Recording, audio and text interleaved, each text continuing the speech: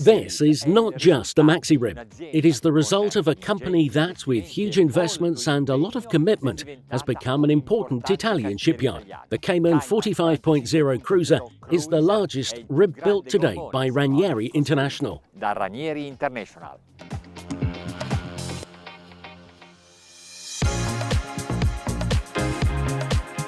It's very long. The walkway formed seems to never end. In addition, at the stern there is an aluminium bracket, a structure that extends the deck surface and supports the outboards. When you see the word racing written on a Mercury engine, you must keep in mind the history of this great American manufacturer, and in particular of its racing department. No other outboard manufacturer has devoted so much attention to racing. We will be testing them later. For now, let's take a look at the rib.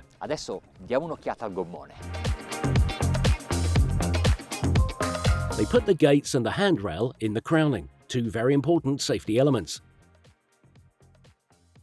The sun deck has a can holder and is so long that you don't need to move the backrest. But if you want to rest your head, there you go. Below is a tender complete with a 2.5 horsepower engine.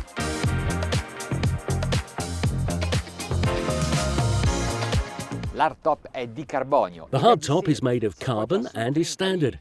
It leans on the stringers so it doesn't clutter up the living room and widens its coverage. However, if you want, you can add a micro-perforated aft sun awning supported by carbon poles. The living area is transformable. You can move the backrests of the sofas as you wish, and you can also form a sun deck and use one backrest as a headrest.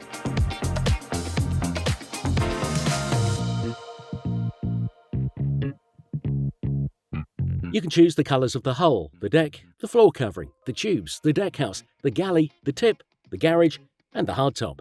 You can even customise the safety features.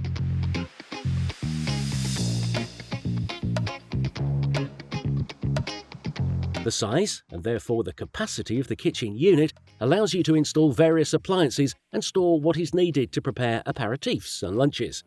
Here we have 3 refrigerators, but you can change this setup. There's no need to tell the crew where the rafts are. They're clearly visible and make it into the water quickly when needed.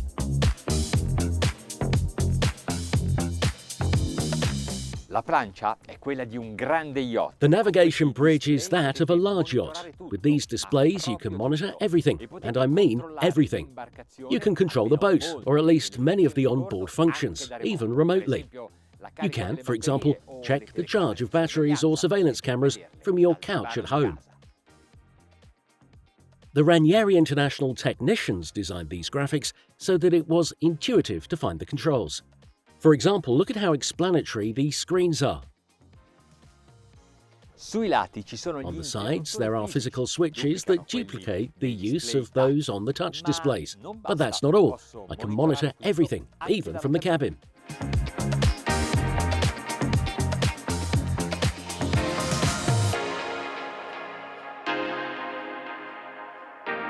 There is a way to prevent the activation of some functions and thus avoid improper use. Let's also remember that Simrad offers a further level of safety through a fuse panel that allows you to exclude the displays and manually act on the systems in case of an emergency.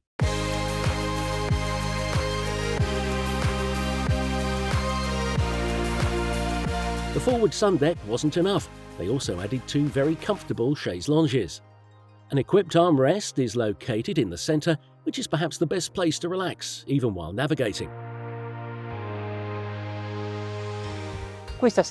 This looks like traditional faux leather, but is actually much more pleasant to the touch.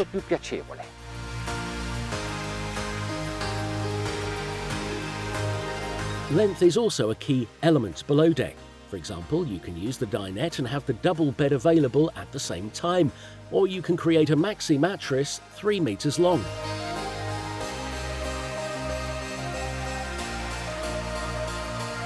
Where it was possible, they made furniture and compartments to store luggage. There's even a safe. In both cabins, there is room for 2 very large televisions. All coverings are dark grey oak. The aft berth is also comfortable. It has a double that can be split into 2 singles. The height is sufficient to sit on the mattresses, and in the centre of the cabin you can stand up to change. All around there is storage for clothes. The shower is separate, and to enlarge it, just open the door because the grating also collects the water in the sink area. The interior furnishings are completed by a piece of furniture in the hallway.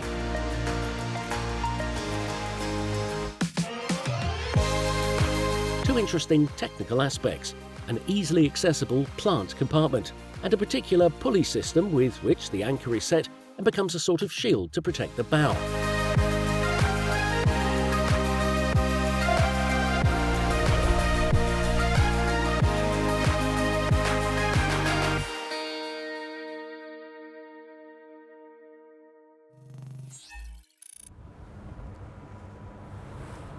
We have 3 Mercury Racing 450R engines, each powerful and light. You reach ploughing mode quickly. These 8-cylinder V engines have a displacement of 4.6 litres and 4 overhead camshafts, 2 for each bank. There's also the supercharger.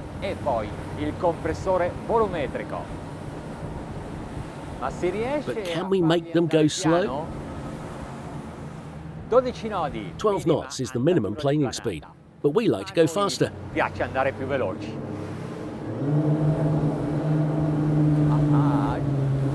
Oh boy, music to my ears.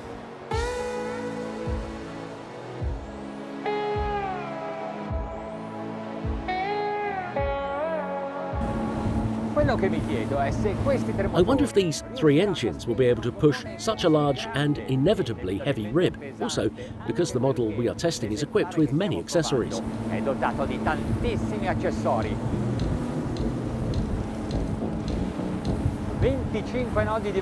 With 25 knots of speed, engines at 3,200 RPM, we're navigating at 0.21 miles per litre.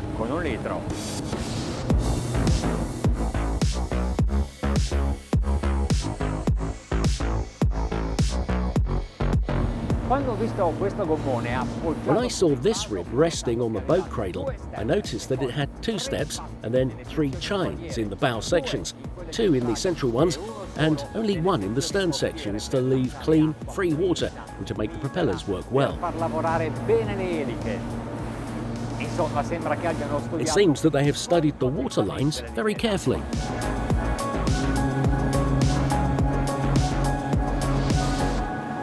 I like it because it always has the same trim and doesn't matter which way the waves are coming from. The weight balance is perfect and the water lines too, making it easy to navigate in any sea condition. And if I'm a beam, it doesn't perceive the wind because it has little grip on the wind. And even if T-top seems designed to cut through the windy air, I have the best performance at 35 knots, when 4 litres are enough for every mile.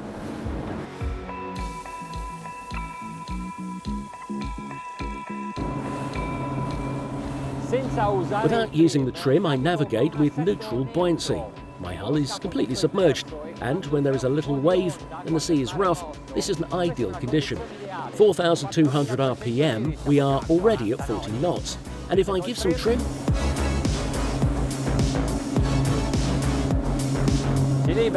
it frees itself. It frees itself from the water. The wake begins to detach more or less from here, from the centre of the hull. Although the performance hasn't improved, I'm going to remove the trim.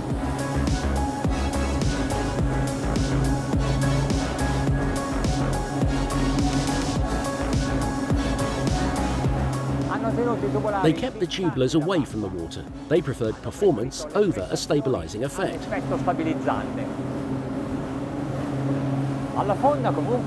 At anchor, however, it was pretty stationary, and now that it's underway, the heeling angle isn't excessive.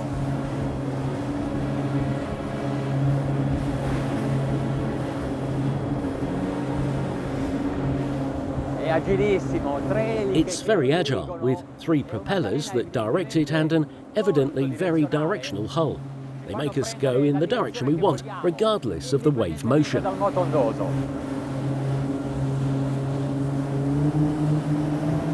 Let's give some more gas.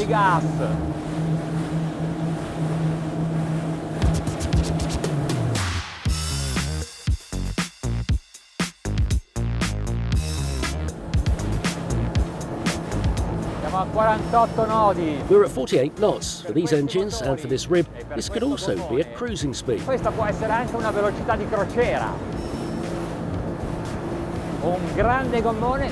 Large rib with great performance. But what is the maximum speed? Full throttle.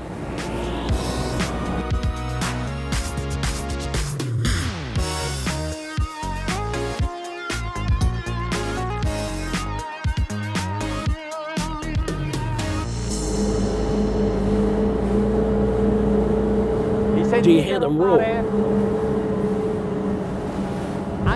Again, I exaggerated a bit with the trim. To find the maximum thrust, you just need to raise it by 20% compared to its total stroke. Just like this.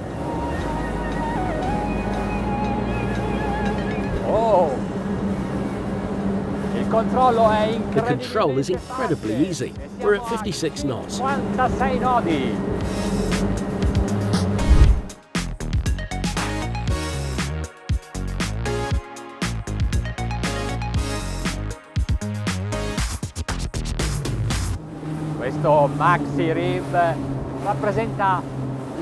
This Maxi rib represents the apogee of a beautiful story, that of Pietro Ranieri, a man passionate about engines and founder of the shipyard, and his sons Antonio and Salvatore, who were able to develop the company with even better products, all the way up to this new flagship, the CAYMAN 45.0 cruiser.